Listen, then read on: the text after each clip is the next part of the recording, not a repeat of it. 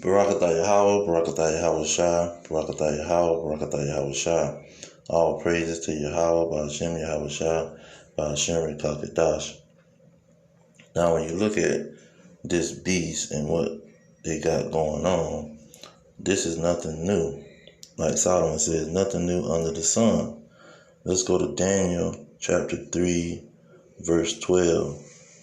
It says, there are certain Jews whom thou hast set over the affairs of the providence of Babylon, Shadrach, Meshach, and Abednego. These men, O king, have not regarded thee. They serve not thy gods, nor worship the golden image which thou hast set up. Okay? And so this is what caused the problem. And so Nebuchadnezzar set something up for all the people to observe. When you go to verse 7 in chapter 3 of Daniel, it says, therefore at that time when all the people heard the sound of the cornet, flute, harp, sackbut, so-and-so, and all of the music, all the people, the nations, and the tongues fell down and worshiped the golden image that Nebuchadnezzar the king had set up. So he set up a situation that everybody had to obey. See, and these Jews or these Israelite boys said, we ain't regarding nothing you got to say. That's why they got thrown in the furnace. And so the same situation is with the image of the beast.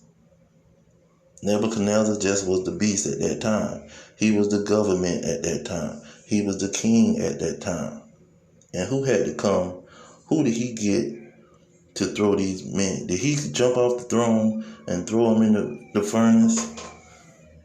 He didn't jump off the throne and throw them in the furnace. He sent his beasts, his dogs, his people that did his dirty work. And see, that's what the military does.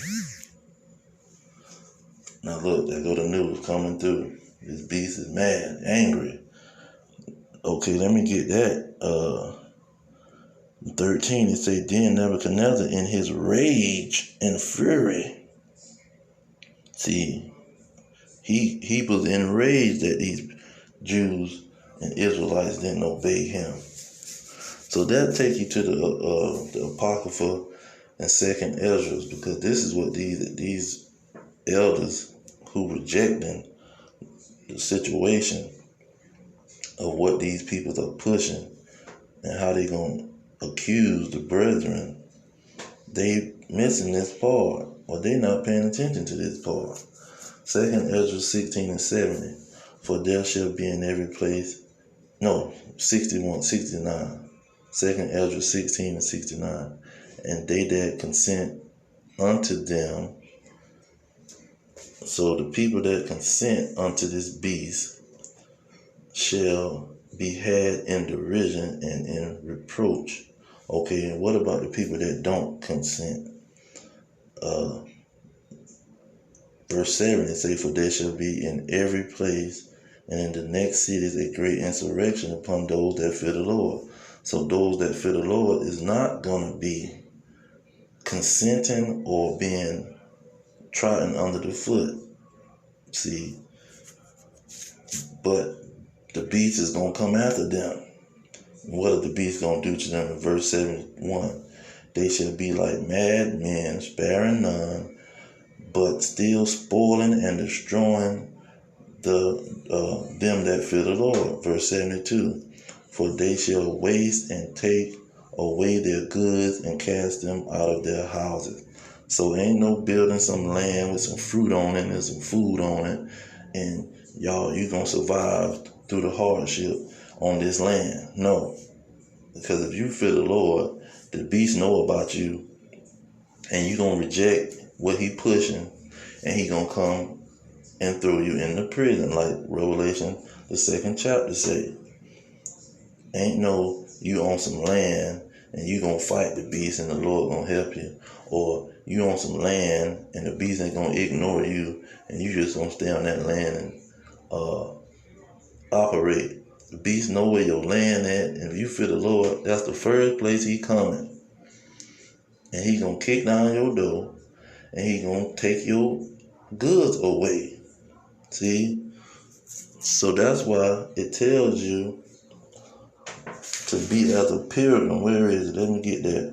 2esdras 16:40 say, "O my people, hear my word, make you ready for the battle, and in those evils be even as pilgrims upon the earth." He telling you, do not stay in one place and bust a move. That's what he telling you in layman terms. Bust a move. Do not sit there and try to hold on to some spot, because he not dealing with that. He not protecting no one spot. He protecting individuals. He gonna protect you as a person. He not dealing with no spots, because the earth was given into the hand of the wicked, and the beast know every spot. You got to be on the move with your guardian angel. You're not gonna be in one spot. But that's what these people's not paying attention to. Look at verse 47. It says, "And they that occupy their merchandise with robbery, and more that deck their cities and their houses, their possession and their own person." See, they going into captivity. You sit around and think you're gonna hang on to something, you're gonna end up in captivity, man. You got to move around as a pilgrim, because they come and kick down your door if you thinking you're going to sit there and wait out something. But the main part is the beast know where you at, and if you do not, you reject what he pushing, and it's clear what he pushing, man. He pushing it worldwide. You can't ignore it. People are going to protest against it. Let's get that. 15. What, 15, 16? No. 16. 15, 16, it says, "For there shall be sedition among men, and invading one another. They shall not regard their king nor their princes, and the course of their actions shall stand in their power." So it's going to be an all-out rebellion out here. And it is no time for you to sit around in one spot, try to hold down one spot. It's not going to work. And so these people that thinking they going to gather together and be in one spot and hold down a spot with food and water and all this kind of stuff, you sadly mistaken. Prophecy don't agree with that. Prophecy tells you that this beast has power, ultimate power. When you go into the curses, you got to go to him for all things. How you think you gonna maintain something and not be a pilgrim? Not let the Lord guide you. See, Revelation 12:17. It say the remnant of her seed, the dragon gonna make war with the remnant of her seed. And how he gonna do it? He gonna do it with the beast. It's like a guard dog. He gonna stick the beast on with them big teeth. That's his military, his army. That's how he gonna make war with the remnant of the seed of Jacob. And so these individuals thinking that they gonna dodge something. You're not dodging nothing, and the Lord is coming. He giving the test. He controlling them. Psalms 17:13. They are his sword. So he testing you to see if you're gonna consent. If you're gonna try to hang on to some goods, See, because when you're in that state of mind, that's when you gonna consent to the beast, because you want to hang on to your little stuff. But the beast, they gonna come for the people that's saying, I'm not dealing with the beast. We rejecting and we not regarding anything that the king telling us to do. That's who they coming for. And the king is trying to get you to do something. He's trying to get the whole world to do something. See, that's what it's all about. Got nothing to do about some Christianity. No, he's not telling everybody to be a Christian, man. He's not telling everybody to be a Muslim.